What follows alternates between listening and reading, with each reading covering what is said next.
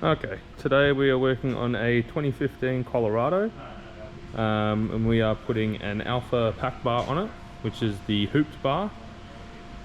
Now, first things first, what you want to do is take the bar off and any accessories that you've got. So this one's got obviously a nudge bar and some lights, so we'll go ahead and rip all that off. Bumper's pretty self-explanatory, just keep on doing things until it comes off. So on these Colorados you have Torx bits up the top, you have Torx bits down the side here as well. You've got about 4 or 5 10 mils down the bottom, and the whole bar basically you just unclip it, pull it away, and that's done. This one's a little bit more involved, but we'll go through the next steps after I get everything ripped off. Okay, so we've just dismantled the bumper and that nudge bar. Like I said, there's just a few Torx bits, and then you've got your little 10 mils, 5 in total. Now what we're going to do is we're going to take the crash support off. That is 2 14s on either side, and you're going to have to try your best to not destroy it if you want to keep them. Otherwise just rip these off. These are just air deflectors that are not needed anymore. Now also at this stage, what you want to do is splice in all your wiring. So the kit will come with fog lights, indicators and park lights. The fog lights will come with a little pigtail that you'll need to splice into. The indicator and park you'll need to find yourself, just at the back of the headlight. So these are pretty easy. They all sort of conjoin into one plug at the back of the headlight. Unplug that, test them, and then splice in from there. With the bumper brackets, with these kits, you can leave them on if you want to. We do take them off. So that involves 2 10 mils here, and then you've got rivets. So you'll need to drill out all these rivets and then pop them off. So once we get all that removed, then we can move on to putting all the bracketry on, and I can run you through what the kit comes with and where it all goes. Okay, so just coming off what I was saying before, by taking off your crash bar and all that. When it comes to your wiring, I'll give you a little cheat code, tell you which wires are which. So on the passenger side of the vehicle, you'll have your purple, which is your park, your blue and white, which will be your indicator, and the black will be ground. This car's obviously had a lot of wiring work done to it before, but those are the 3 wires on the passenger side that you need to look out for. And on the driver's side here, very much the same. You've got purple, black for park, you've got green and purple for indicator, and the black for ground. So what you want to do, is just splice in some wires to that, drape them down, ready for when the bar goes on, then you can connect your lights. So yeah, I'll come back when that's all done, and we'll move on to all the brackets. Alright, so now that we've finished up the wiring side of things and dismantling everything that we need to, so we can start now putting on our bracket and get ready to put our bar on. This is the bracketry here. So you've got your main bracket, which will hold your winch and the bull bar itself, and you've got your supporting brackets. These will sit like so, they'll go up like that. There's a big long bolt in the kit which will go through the frame rail itself and just tie everything in from there. Now when you took off that the original crash bar, sorry, you have your 4 14mm bolts. These are reused. I like to reuse them anyway, in the factory holes, and basically that allows you to position it left or right. Good way to do that is get a tape measure, go off a center point and measure from here to here, here to here. Should be the same. These bars should be 480 on either side, and that way you just know that you've located it centrally, and your bar's not going to be off to one side once all fitted. So we'll chuck that on now, and I'll show you what it looks like after everything's assembled, and then we'll get on to building the bar and then putting it on. So we'll come back when that's done. So we've just put it all together now. So obviously your main bar, put in those factory bolts, located it side to side. Once we've done that, you can now chuck in those side piece here, the bolt going through the frame, and then you've got 3 on each side holding it together.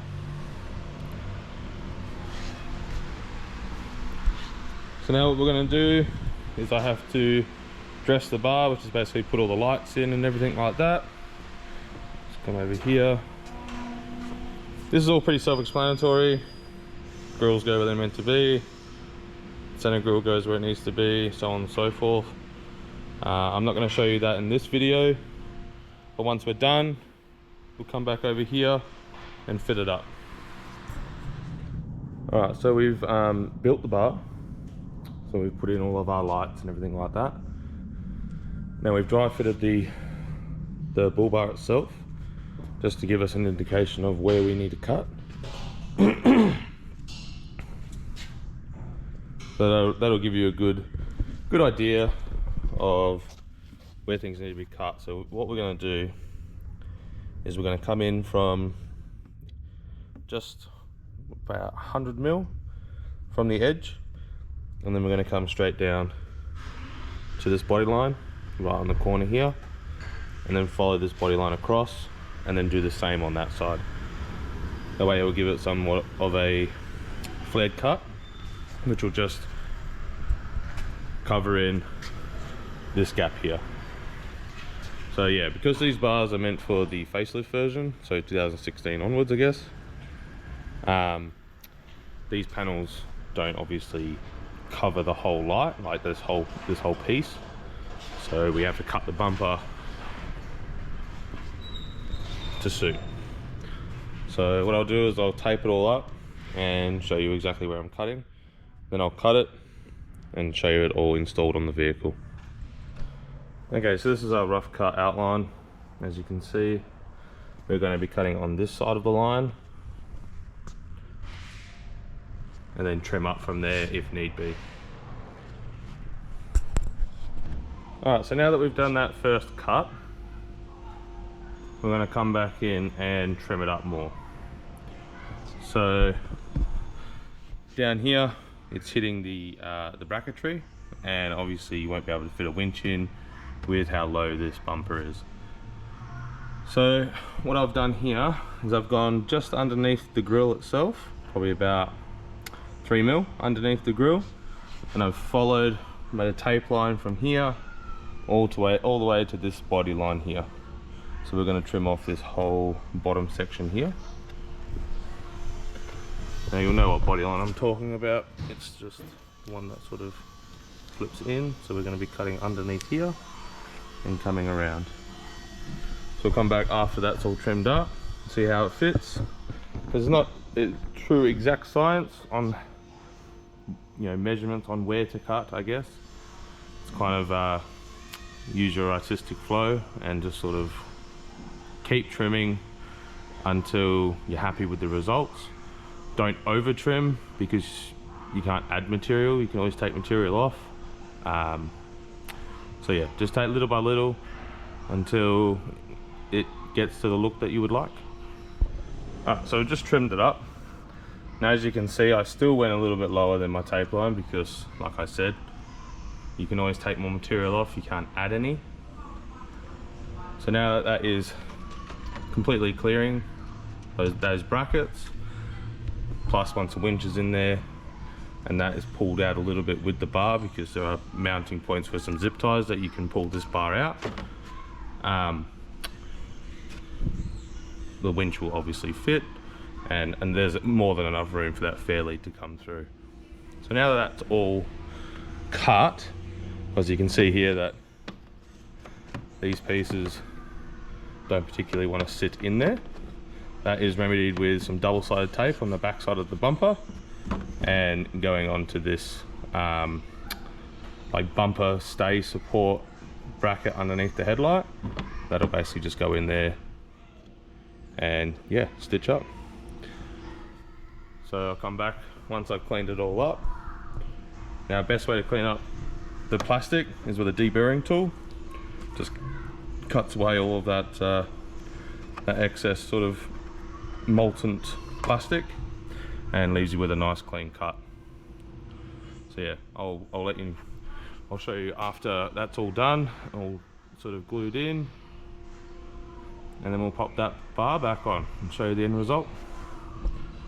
Alright, now with the side bits here, where you're going to double side tape, don't cheap out and go buy stuff from Coles or whatever. Go buy the proper 3M tape, which is what I've got here. Super sticky, good strength, and basically just want to pop it in like that, press down, and that's it. She's not coming off. So I've done that on this side as well. Once again, nice and tight. Now that that is on, we can place the bull bar back on and see the end result. Okay, so we've just popped the bar on.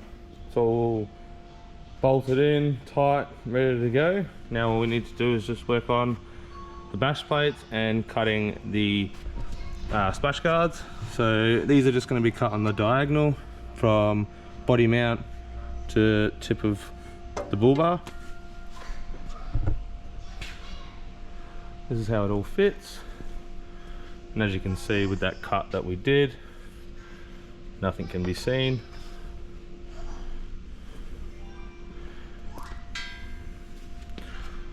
So yeah, very nice looking bar and a Holden Colorado.